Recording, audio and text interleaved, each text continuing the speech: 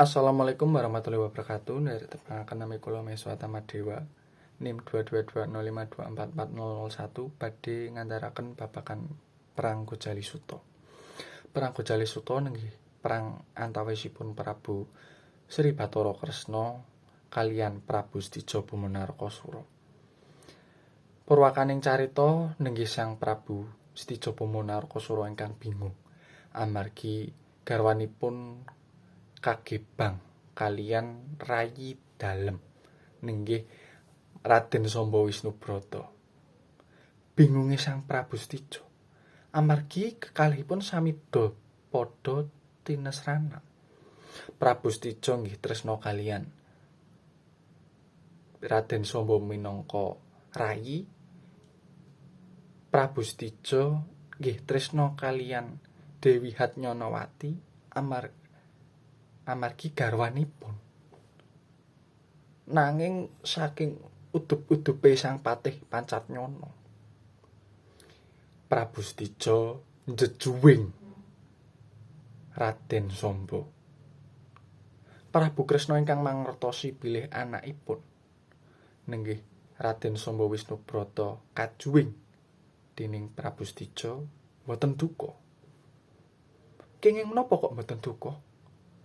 Prabu Kresna mangertos bilih pakaryan ingkang dipuntindakaken kaliyan Raden Samba menika luput amargi nggibang garwanipun liyan.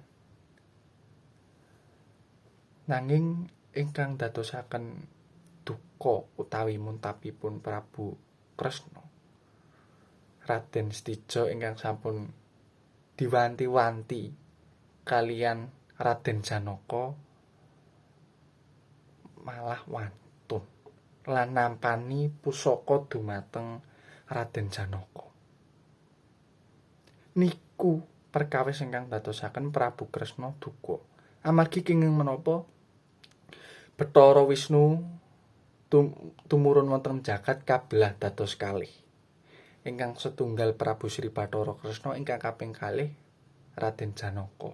Menawi Prabu Stija wani kaliyan Raden Janaka, tartemtu Prabu Stija inggih wantun kaliyan ramanipun inggih Prabu Sri Bathara Kresna.